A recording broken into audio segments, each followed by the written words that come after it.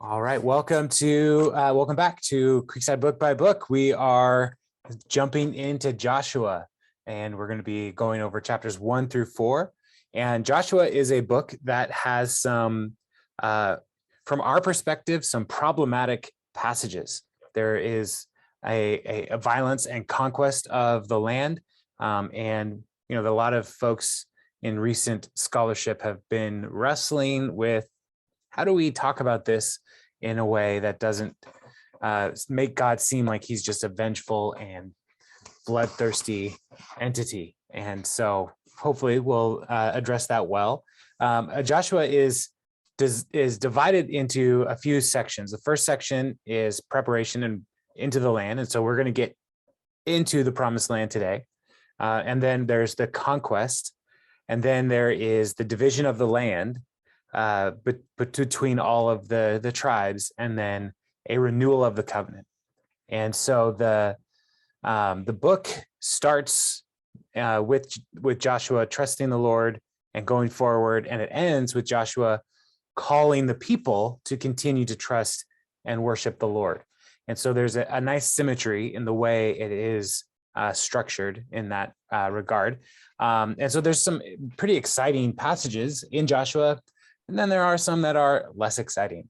And this, that's mainly the division of the land part. That's part of the less exciting text. And so, so we finished up the Pentateuch, Deuteronomy, and Joshua just picks up right where we left off. And so let's jump in, Joshua 1:1. After the death of Moses, the servant of the Lord said to Joshua, son of Nun, Moses' aide, Moses, my servant, is dead.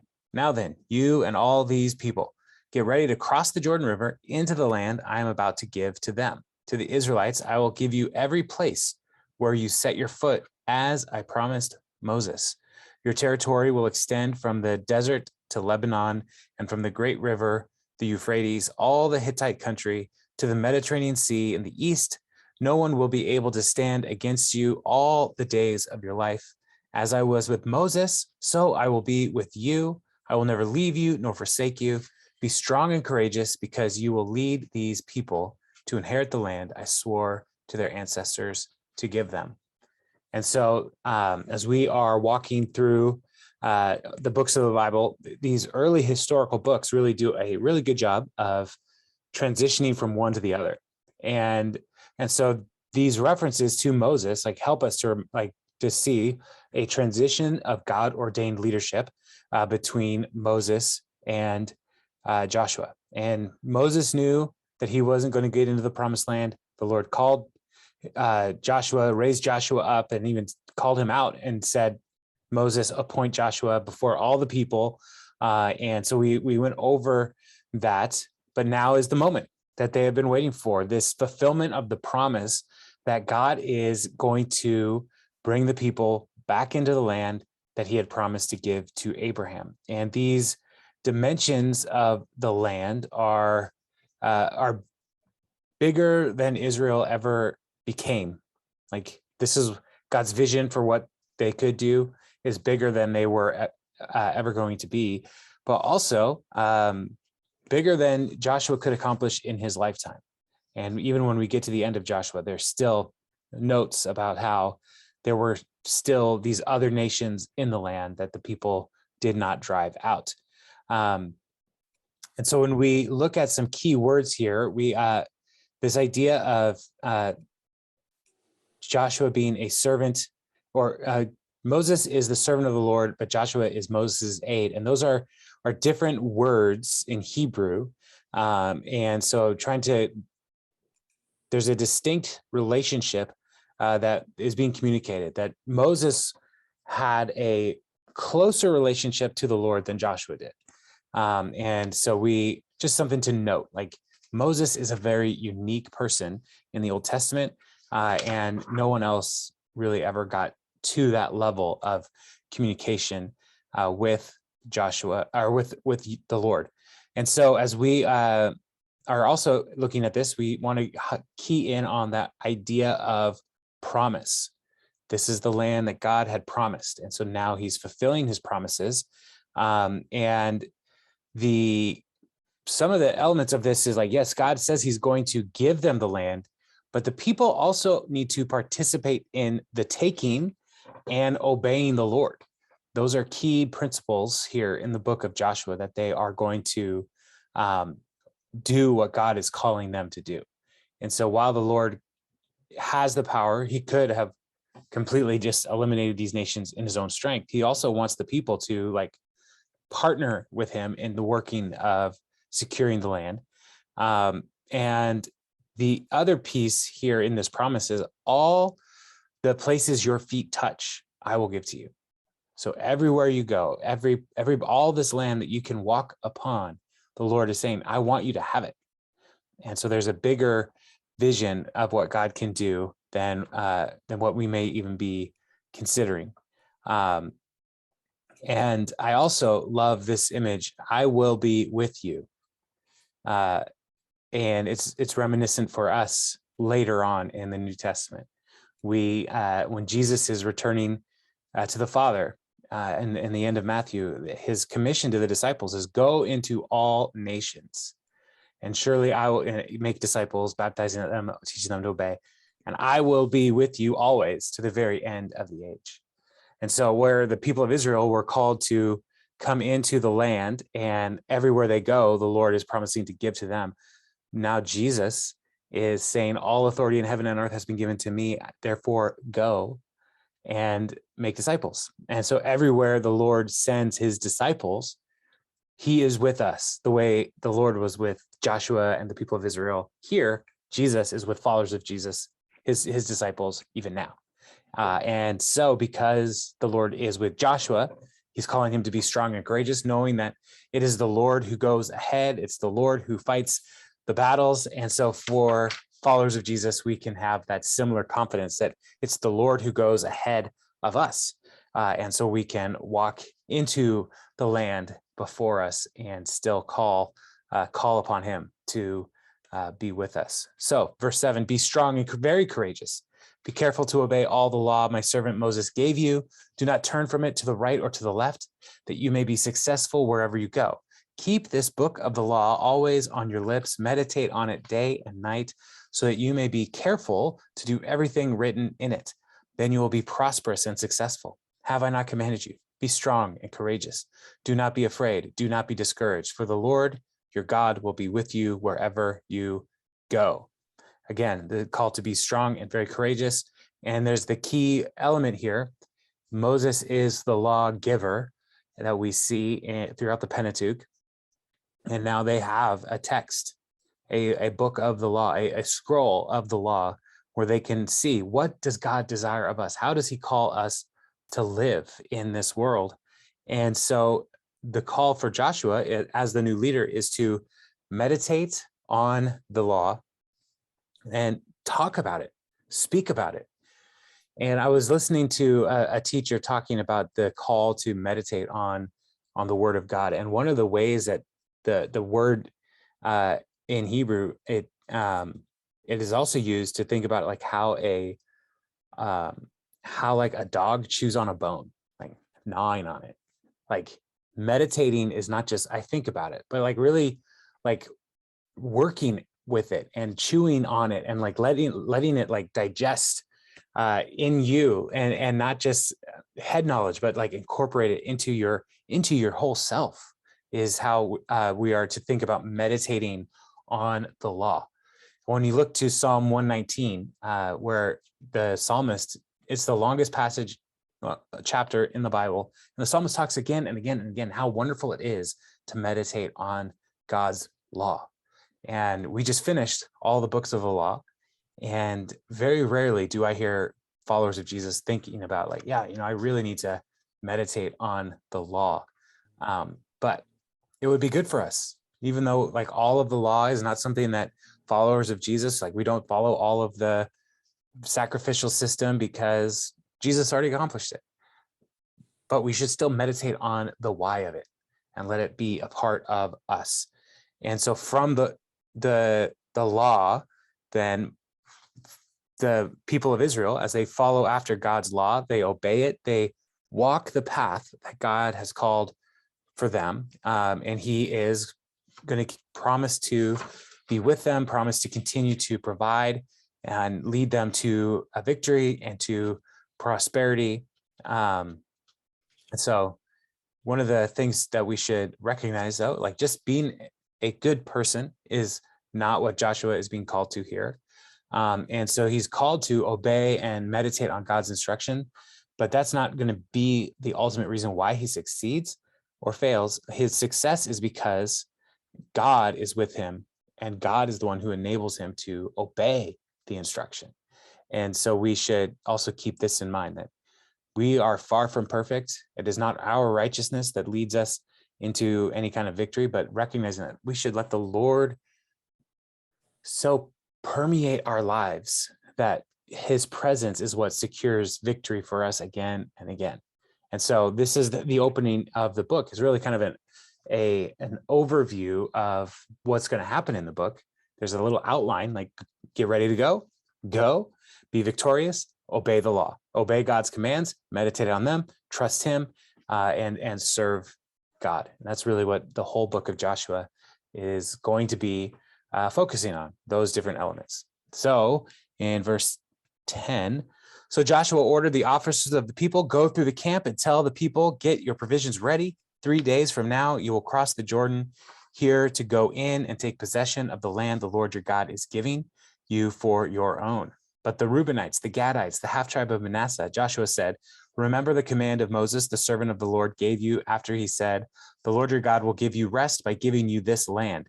Your wives, your children, and your livestock may stay in the land that Moses gave you east of the Jordan, but all your fighting men ready for battle must cross over ahead of your fellow Israelites.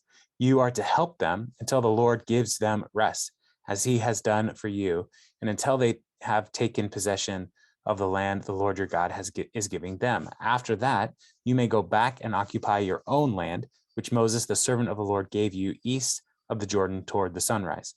Then they answered Joshua, whatever you have commanded us, we will do, and wherever you send us, we will go. Just as we fully obeyed Moses, so we will obey you. Only may the Lord your God be with you as he was with Moses. Whoever rebels against your word and does not obey it, whatever you command them will be put to death. Only be strong and courageous. And so now even the people, I love how the Lord is calling Joshua to be strong and courageous. And then as we continue down here, the people and the Gadites, the Reubenites, and the half-tribe of Manasseh, they're also telling Joshua, yeah, be strong and courageous. So they're calling him up to this level of authority, which is awesome. And so let's remember that those three tribes there, they came into the land of the Midianites, and they saw like, oh man, there's a lot of really great cities and space here, and they had a ton of flocks and herds, and so they asked Moses, can we stay on this side? And the arrangement was with Moses and the Lord approved that they should stay here, but their fighting men need to go across the Jordan and help all the other tribes secure their inheritance as well. So they're saying, yes, we will do this. And so they're all preparing to get ready to go. And this gives them 3 days to secure their provisions. And these provisions, something to note is most likely the manna has stopped coming. And so like they need food and water and the weapons for their battles that they're going to go into. They need to secure all of these things. And so they're becoming a people, right? And this is also like a nation with logistics and an army. And up to this point, God has provided for all of their needs. And now as they're entering into the land, they are going to see God's provision in a different way, but the manna, the quail, the water from rocks, all that stuff is going to be ending. And so the call here for the people is to go and take the land so that they can all rest, enter into the rest that God had promised to them. And the rest is the completion of conquering the land. It's not like they're going to just do nothing anymore, but it's like the rest after a major project is accomplished. You still have more work to do, but there's a little moment of, I can dwell here. I can abide in this place, knowing that has been accomplished. And so that's part of what God is promising them as they are preparing to head into battle and take the land. But before they go, Joshua is going to send some spies. And so chapter 2, it focuses on the spies going into Jericho, which is the first city that they're going to come in contact with. So let's jump to chapter 2, verse 1. And I'm going to read through 14. Then Joshua, son of Nun, secretly sent 2 spies from Shittim. Go look over the land, he said, especially Jericho. So they went to and entered the house of a prostitute named Rahab and stayed there. The king of Jericho was told, look, some of the Israelites have come here tonight to spy out the land. So the king of Jericho sent his message to Rahab, bring out the men who came to you and entered your house, because they have come to spy out the whole land. But the woman had taken the 2 men and hidden them. She said, yes, the men came to me, but I did not know where they had come from. At dusk, when it was time to close the city gate, they left. I don't know which way they went. Go after them quickly. You may catch up with them. But she had taken them up to the roof and hidden them under some stalks of flax she had laid out on the roof. So the men set out in pursuit of the spies on the road that led to the fords of the Jordan. And as soon as the pursuers had gone out, the gate was shut. Before the spies lay down for the night, she went up to the roof and said to them, I know that the Lord your God, the Lord has given you this land, and that a great fear of you has fallen on us, so that all who live in this country are melting in fear because of you. We have heard how the Lord dried up the water of the Red Sea for you when you came out of Egypt, and what you did to Sihon and Og, the 2 kings of the Amorites east of the Jordan, whom you completely destroyed. When we heard of it, our hearts melted in fear, and everyone's courage failed because of you. For the Lord your God is God in heaven above and on the earth below. Now then, please swear to me by the Lord that you will show kindness to my family, because I have shown kindness to you. Give me a sure sign that you will spare the lives of my father and mother, my brothers and sisters, and all who belong to them, and that you will save us from death. Our lives for your lives, the man assured her. If you don't tell what we are doing, we will treat you kindly and faithfully when the Lord gives us the land. And so this story of Rahab is an interesting story, because these 2 spies are sent to the land to look over the land, and specifically Jericho, to see their strength, their fortifications, those different kinds of things. And previously, when Moses sent spies into the land, he sent 12, 1 representative from every tribe, and only 2, Joshua and Caleb, trusted that the Lord would secure their victory. And now, of that whole generation, only 2 are still alive, Joshua and Caleb. And so now, as the Lord is preparing the people, Joshua is sending spies. And so instead of sending 12, he sends 2 to go and look over this. And they go, and this is one of those parts of the story that's like, yikes, they go to a prostitute's house, which is not probably the first place that you would send scouts today, to go to the prostitute's house. But think about why that might work. It's a place, it's probably like more like a public house, a hotel, or something like that, where there's a lot of people coming and going. And so it would be easier to kind of blend in with a lot of different change happening. But word gets out that 2 of the Israelites have infiltrated Jericho. And so the king says, hey, send those people over here. And Rahab lies. There's things about this story. It's like, she's a prostitute. She lies to the king. But all of these things we are going to see, like, God is actually going to preserve Rahab for her willingness to partner with these men to help them see that Jericho is ready to fall. And so she lied and said they went away, and all the guards went chasing after them. But what actually was happening was she had hidden them on the roof under the flax. And what you would do with flax was a garment it can be made into fabrics and linens, but you have to soak it and then let it dry. And it is actually a very stinky process to do. And so they would put it up on the roof where it wouldn't be stinky so much in the house. But also, like, you wouldn't want to go, if you saw flax on the roof in like these piles, the guards wouldn't want to like search in there because it's gross. And so it's the safest place to hide these two men. And so the guards leave, and she tells them to go to the fords of the Jordan. And that is essentially saying that the narrower places along the Jordan River where it would be easier for people to cross. And so she's misdirecting the guards to go and look for these two spies. But she also then asks them to consider how they can protect her family. She's doing this act of service, protecting the spies and telling them, like, look, we're all terrified of you. News of what God has done, the Lord has done for your people, has spread.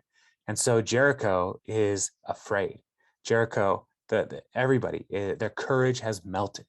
And so she knows this. And so that's the most important information that the spies give or receive, is that Jericho is afraid of us, because there's nothing that's actually going to happen with any military information other than, like, there's no like scouting reports on weak parts of the defenses of the city, because they're not going to need it.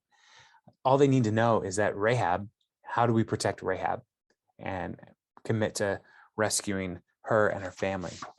So one of the questions that comes up with this, like the language about Rahab in particular, is like they go into her house, and there are people who are like, I just wanted to make clear that they're not going into, is because sometimes in the scripture a euphemism for intercourse, but that is not how they are using that language here in this passage. So there's no inclination or indication of any sort that they slept with Rahab. They literally went just to her house, is how the text reads.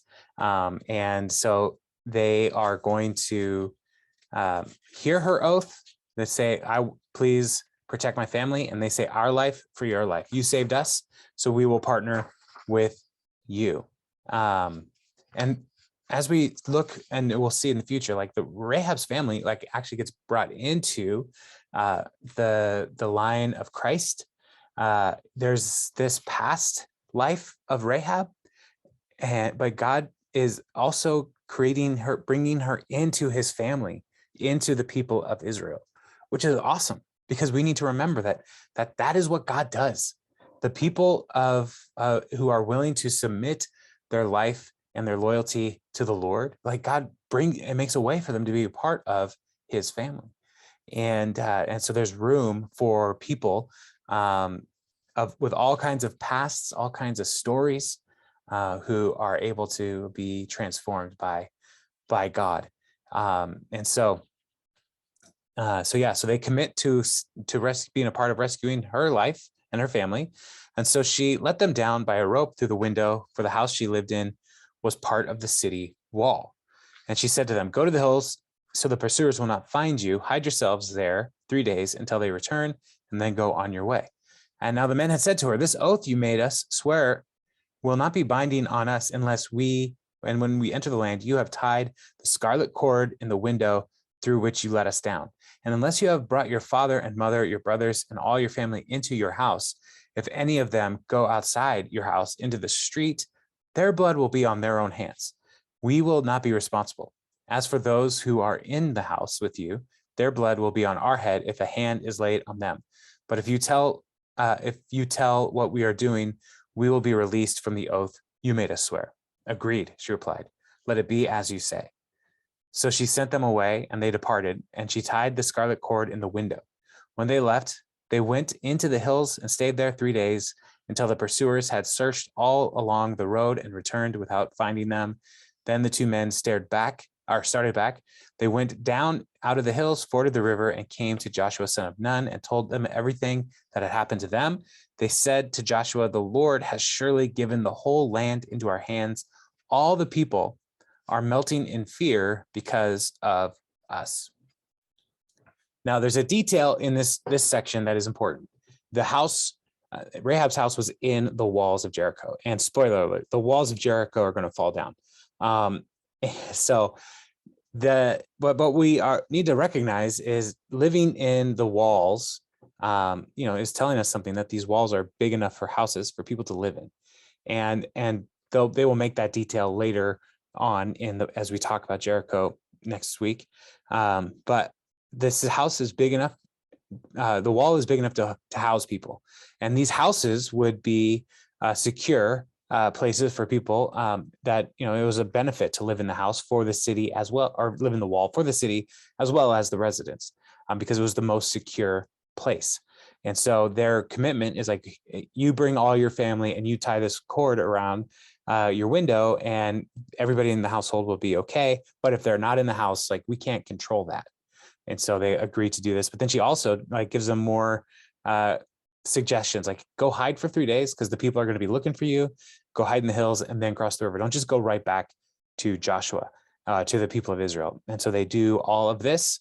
And their report to Joshua is, we are going to be able to do this. The people are terrified of the people of Jericho are terrified of the people of Israel. And if the people of Jericho are anything like the rest of the people in Canaan, the Lord is surely with us. So there's great confidence in this time in Jericho. Like, their faith is being built up as they are doing this. So chapter 3, early in the morning, Joshua and all the Israelites set out from Shittim and went to the Jordan, where they camped before crossing over.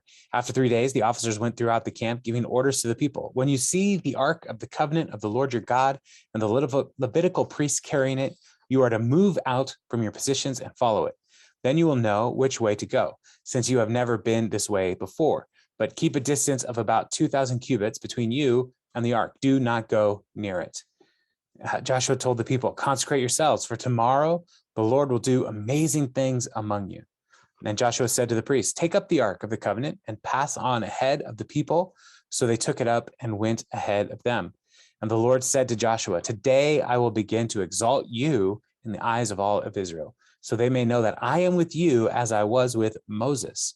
Tell the priests who carry the ark of the covenant, when you reach the edge of the Jordan's waters, go and stand in the river. Joshua said to the Israelites, come here and listen to the word of the Lord your God. This is how you will know that the living God is among you, and that he will certainly drive out before you the Canaanites, Hittites, Hivites, Perizzites, Girgashites, Amorites, and the Jebusites. See, the ark of the covenant of the Lord of all the earth will go into the Jordan ahead of you. Now then, choose 12 men from the tribes of Israel, one from each tribe.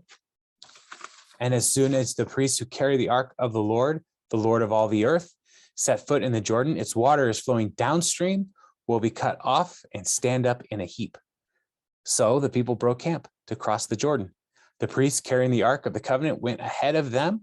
Now the Jordan is at flood stage, all during harvest. Yet as soon as the priests who carried the ark reached the Jordan and their feet touched the water's edge, the water from upstream stopped flowing. It piled up in a heap, a great distance away at a town called Adam in the vicinity of Zarathon, while the water flowing down the sea of the Arabah, that is the Dead Sea, was completely cut off. So the people crossed over opposite Jericho. The priests who carried the ark of the covenant of the Lord stopped in the middle of the Jordan and stood on dry ground, while all Israel passed by until the whole nation had completed the crossing on dry ground. So as the people, the previous generation, they're escaping Egypt, and the Lord parted the Red Sea. And now we are seeing a an echo of what the Lord can do for the people. And we see the word of the Lord to Joshua is, I am going to do this so that the people will see that as I was with Moses, so I am with you. They can trust that you are God's chosen leader. And so they're all preparing, they're all getting ready. And the instruction to the priests carrying the ark is just start walking in that river, which none of these priests would have seen the Red Sea part. They have seen God's miracles, but they have never seen anything like this. And we get the detail that this is in the harvest time, so the fall, and it's at flood stage. And so the river is swift and full. And so they start going and the water stops.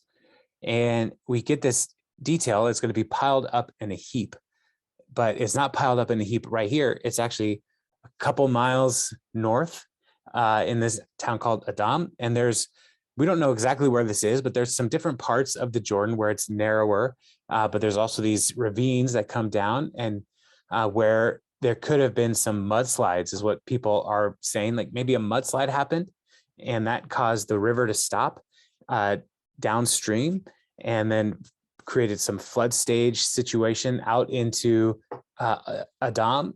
And so that's how it piled up like a heap. And eventually like it would come back through after all the people crossed through. But this miracle is happening, and the people are witnessing this with their own eyes. And so it all happened exactly the way the Lord promised that it would. And so, yeah, all right. Sorry, I got ahead of the notes that I wrote down. Yeah, so that's chapter 3 is just saying this. And then in chapter 4 is going to reiterate some of the command to how to remember all that God had done here. So chapter 4. When the whole nation had finished crossing the Jordan, the Lord said to Joshua, choose 12 men from among the people, one from each tribe, and tell them to take up 12 stones from the middle of the Jordan, from right where the priests are standing, and carry them over with you and put them down at the place where you stay tonight. So Joshua called together the 12 men he had appointed for the Israelites, one from each tribe, and said to them, go over before the ark of the Lord your God into the middle of the Jordan. Each of you is to take up a stone on his shoulder, according to the number of the tribes of the Israelites, to serve as a sign among you. In the future, when your children ask you, what do these stones mean? Tell them, the flow of the Jordan was cut off before the ark of the covenant of the Lord. When it crossed the Jordan, the waters of the Jordan were cut off. These stones are to be a memorial to the people of Israel forever. So the Israelites did as Joshua commanded them.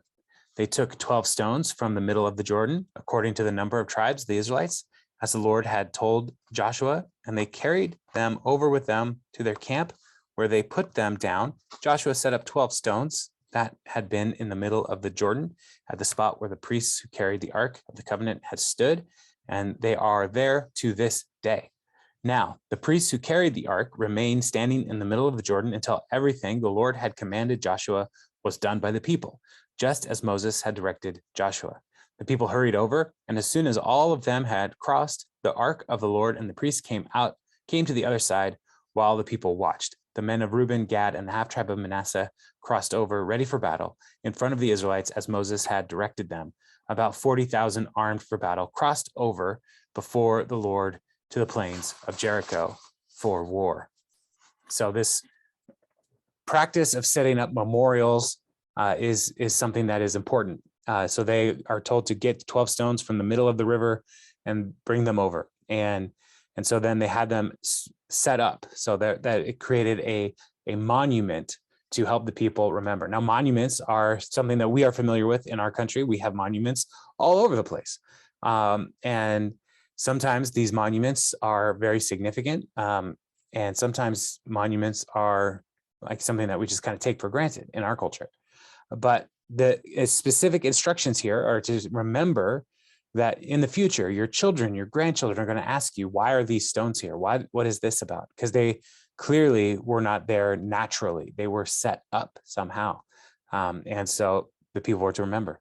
This is a reminder to us of how God made it possible for us to cross the Jordan River during flood stage. He stopped the river and we came through on dry ground. And so they do all of this exactly as they say and set it up. And then the priests come over after all the people walk through. And I love the detail.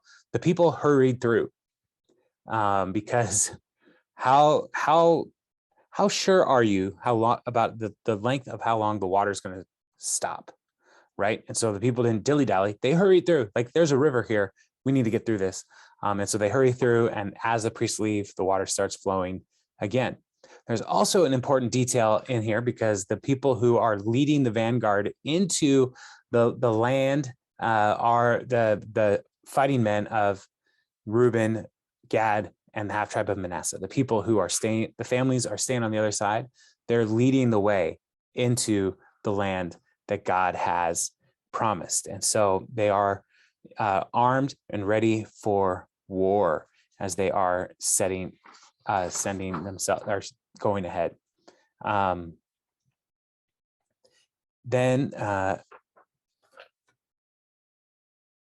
So here we are into this place. They're now in the land, which is amazing. It has been 40 years of being in the wilderness, and the effort to take the land is only starting. But these are the first Israelites to come into the land in mass in 40 years, and before that for 400 years. And so this is a significant moment.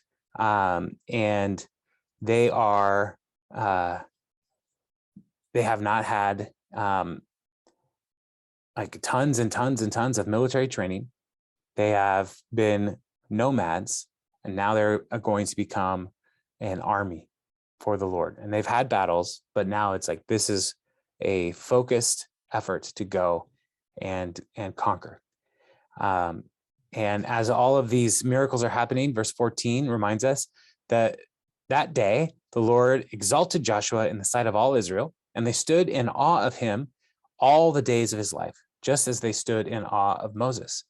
Then the Lord said to Joshua, command the priests carrying the ark of the covenant law to come up out of the Jordan. So Joshua commanded the priests, come up out of the Jordan. And the priests came up out of the river carrying the ark of the covenant of the Lord. No sooner had they set their feet on dry ground than the waters of the Jordan returned to their place and ran at flood stage as before. On the 10th day of the first month, the people went up from the Jordan and camped at Gilgal on the eastern border of Jericho. And Joshua set up at Gilgal the 12 stones they had taken out of the Jordan. He said to the Israelites, in the future, when your descendants ask their parents, well, what do these stones mean? Tell them, Israel crossed the Jordan on dry ground, for the Lord your God dried up the Jordan before you until you had crossed over. The Lord your God did to the Jordan what he had done to the Red Sea when he dried it up before us until we had crossed over. He did this so that all the peoples on earth might know that the hand of the Lord is powerful, so that you might always fear the Lord your God. So the only people who had experienced the Red Sea are Joshua and Caleb. And now Joshua is saying, like, I saw it before and it's happening again. And so this is a reminder to us. And this is repetitive, right? The Lord told Joshua this, and now Joshua is telling the people this. And sometimes we can read through the Bible and we come across these spots that are repetitive. It's like, why are you saying this again? It's because we need to remember. And it's so easy for us to forget. And so, so Joshua is setting up the stones at Gilgal and reminding the people, this is what happened. Remember, remember, remember. The conquest of the land is just beginning now. And so there's more work there's more that they need to do to prepare. And so next week we'll talk about more of what they have to do and the actual like taking of Jericho. And it starts out so well for the people of Israel. It's pretty amazing. And then we see pretty quickly that they there are people who forget what God is calling them to and try to do things their own way, and there are consequences for that. So we're just jumping into this book. There is a lot of really wonderful stuff in the book of Joshua, but chapter 4 is a good place to stop for this evening. So are there any questions or comments on Joshua chapters 1 through 4? Any thoughts?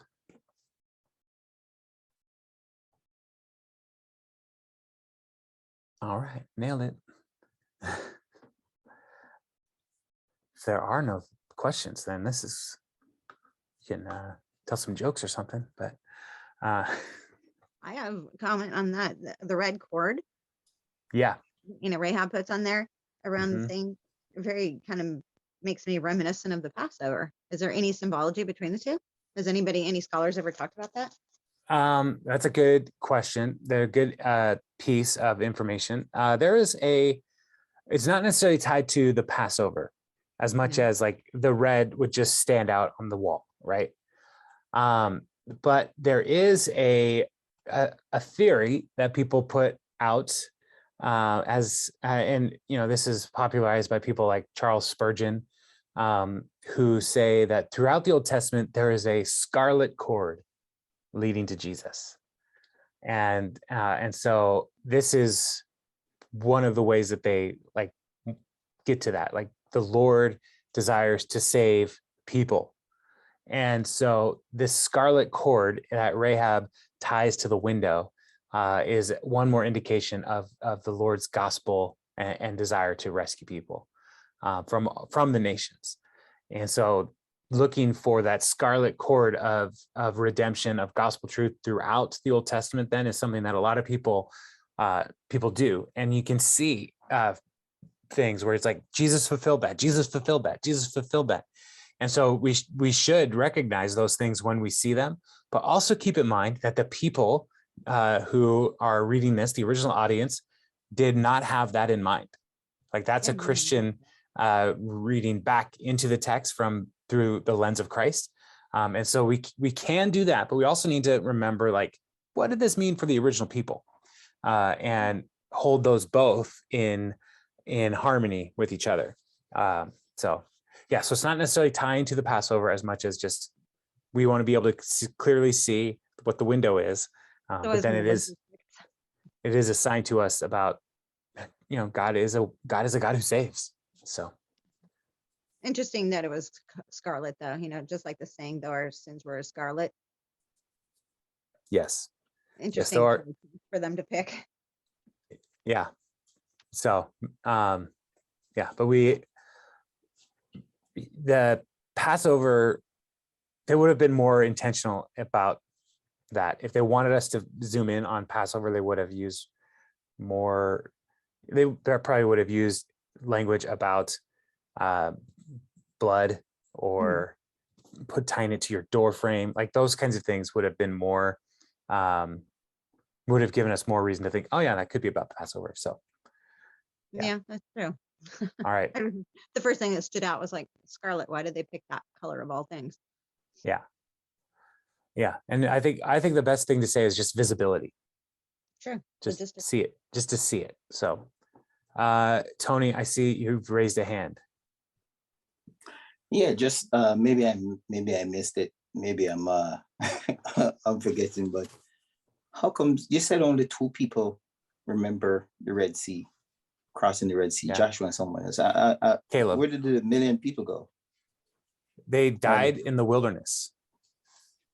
They all died. Yeah, that's the 40 years in the wilderness, that generation. Yeah, so remember in Numbers 16 months ago when we were in Numbers, that's why I missed it. Okay, so they went into the land, and the spies went in, and the 12 spies came back. 10 said, they're giants, we can't do this. Joshua and Caleb are like, no, the Lord is with us, we can do this. And so the people listened to the 10. And so the discipline of the Lord for the people was to say, because you did not trust me, this whole generation will die in the wilderness. Yes, I remember. But I didn't. Okay. Yeah, I remember that now. Okay. That should really mean everybody except Joshua and yeah, I mean, maybe some children, maybe some young people, but like as far as fighting men, the leaders of the people, like Joshua and Caleb were the only ones who saw that, who experienced the crossing of the Red Sea. Yep. So there might have been some kids that were still around, but they wouldn't remember. They might remember, Probably. they might not, right? Yeah. But like the leaders, the adults in the room were gone. So, and then everybody else spent 40 years in the wilderness wandering and like waiting. And so they're good. They're seeing now over the last year as they've gone up from the Sinai Peninsula, where they were probably most of the time, as they go up around the land, they see God's miracles in securing victory for them. But they are now seeing the first of several miracles that they're going to experience as they start conquering the land. So, yeah, but good question, Tony. It's sometimes we read the stories and sometimes we get really familiar with the stories just because they're things that we've heard about. But like the details of like who would have been where can get lost. Yeah. And so, so thank you for asking that question just to bring a little bit more clarity. So, yeah. Any other questions or thoughts? One more from me. It's interesting that the priest had to go through first. Right. Yeah. Before, wasn't it when they crossed the Red Sea, they all kind of went through and then it parted? He made them take that first leap of faith to start walking through it. Well, the Red Sea, Moses, or did the Lord said, like, lift up your staff, essentially, like, and I'll do the work. And so the sea parted before the people started going through. And so the scene of the Red Sea, like the army's coming, right? The Lord sends like a fog and a smoke and fire blocking the army from the people, and then parts the Red Sea, and the people start going through. Like 1 million people start walking through the Red Sea. And so while all of that is happening and they're all going through, the army is waiting. And so as the people are far enough away, the Lord lifts the smoke and the fire, and then the army starts chasing them and the sea collapses on them at the Red Sea, right? But the people all make it through. So it's a very dramatic scene there because there's stakes. There's an army chasing them and like hot on their heels. Now here, the stakes don't seem as high, but it's now the people of Israel are the advancing army. Mm-hmm. And they're coming through the water to conquer. And so so it's a bit of a reversal of tension. And so the people in the Red Sea incident, the people people of Israel are afraid. And now as they're crossing the Jordan, the people of Canaan are afraid of the Israelites. And so there's all this twisty turny situation going on.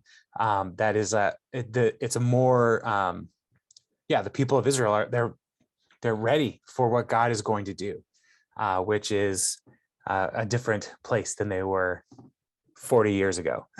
So there's a complete role reversal. Now they're the aggressors.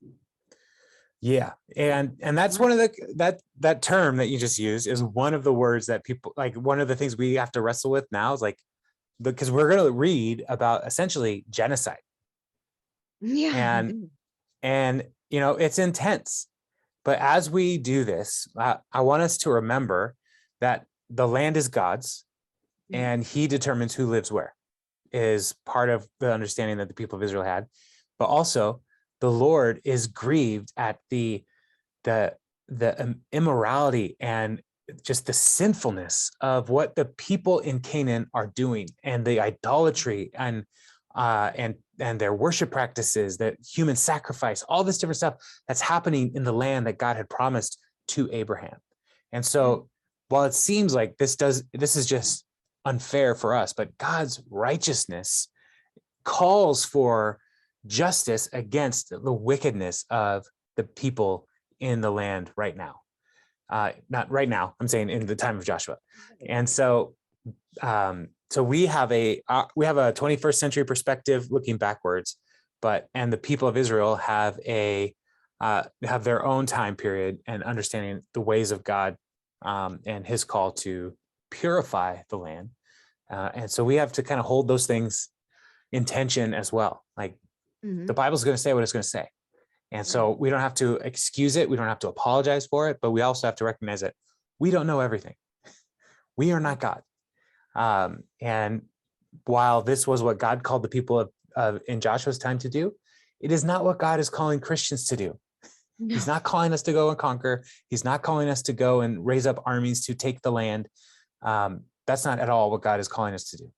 And so, our salvation is not in the land. Our salvation is in Jesus. And Jesus calls us then to go to the nations and make disciples. So, well, my original question was just, it was wild that he called the priests to be the ones to go in there, and then the water stopped. Right. Interesting that he would pick the priest to go first. Kind of like, okay, leap of faith, guys. Are you going to go with it or not? Right. Yeah. So the priests have to like really trust that Joshua knows what he's talking about. But the priests are carrying the Ark of the Covenant, which is for them the sign of God's presence with them. And so the Lord said that he will go before you. And this is one of those instances where the Lord, the sign for them of God's presence with them, goes before them. So while, yes, the priests are carrying the ark, it's not the priests who are stopping the flow of the river.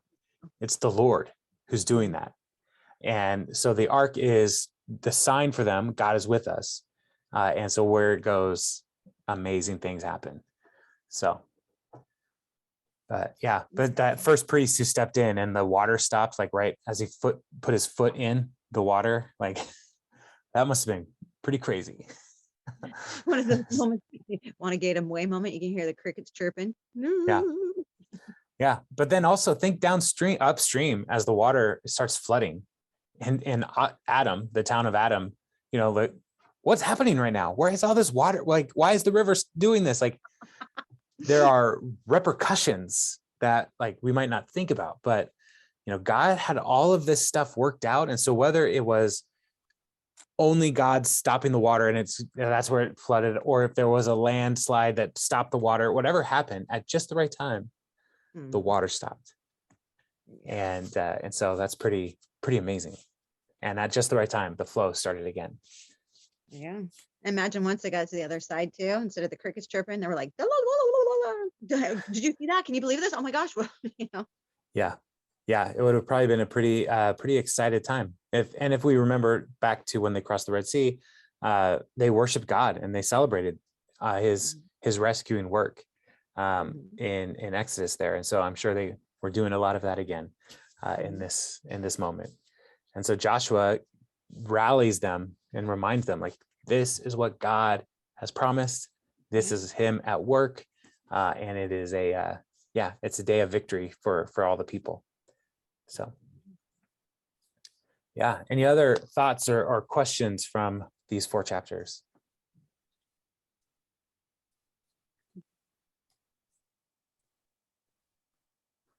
No?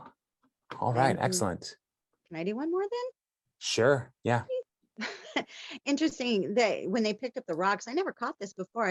When they picked the rocks up to put it on the other side, it says they put them on their shoulders. That means they were no small rocks. If you have to put them on your shoulders, they're pretty big rocks. They were big rocks, and it was just one person from each tribe, which is also they're big enough for one person to carry, but not small. Like, it's interesting the way, because when I've envisioned it, like I always as I was thinking about it, it's like I noticed like it's just one person. Like I thought it was like these big rocks that people carried, but no, just one person, put it on your shoulder and take it out. And so it's a big rock, but not like a massive rock. No, but which then also thinking about like how did they set them up? Was it like 12 rocks, like a cairn kind of thing, or Was it like 12 rocks standing vertically? As like a kind of a fence kind of look. So that it was clear, like this is not how rocks would normally lay. Whatever it was something that people would notice. So, and the detail, like when Joshua is written and is being read, it's like, these rocks are still here. Now, we don't know where these rocks are now, like they're long gone. But for them, like the people reading the book of Joshua would have been able to say, like, you can go and look at it. You can go see the rocks. They're there.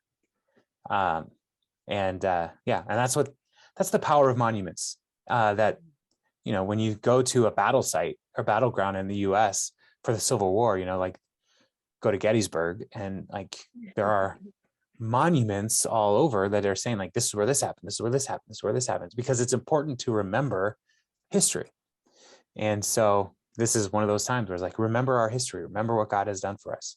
And so, the rocks, 12 stones.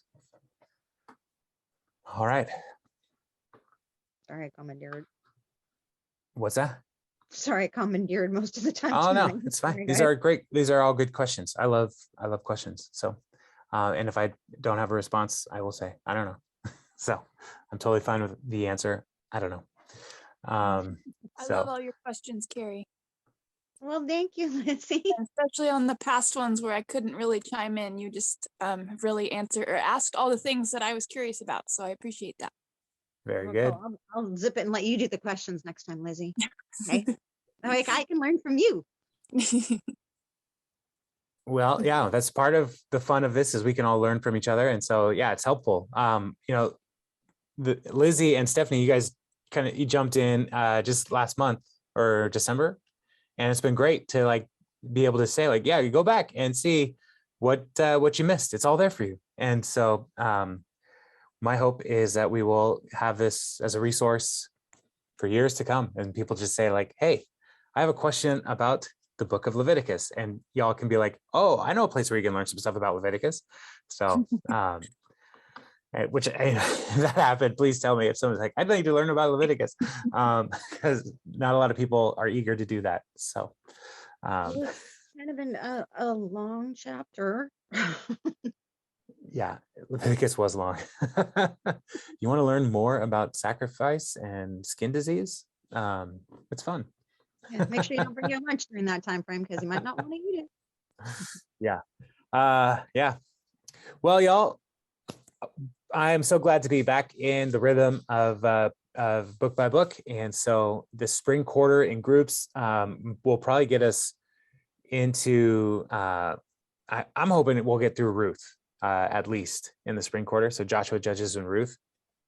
Yeah. A bit ambitious, but Ruth is a short book there at the end. It's only 4 chapters. We can do that in a night. So, so we will see. But these historical books set up the people of Israel in the land, and the rhythms of obedience and disobedience, and learning to trust the Lord and obey his commands. And so these are important pieces of the history of God's people. So thank you for joining us on this journey, and I will see you all next week. All right. Thank you, Jason, for being Thank a you. facilitator here. Night, buddy. All right, no problem. All right, God bless everyone. Bye, Bye. Slim. God bless, guys. Bye.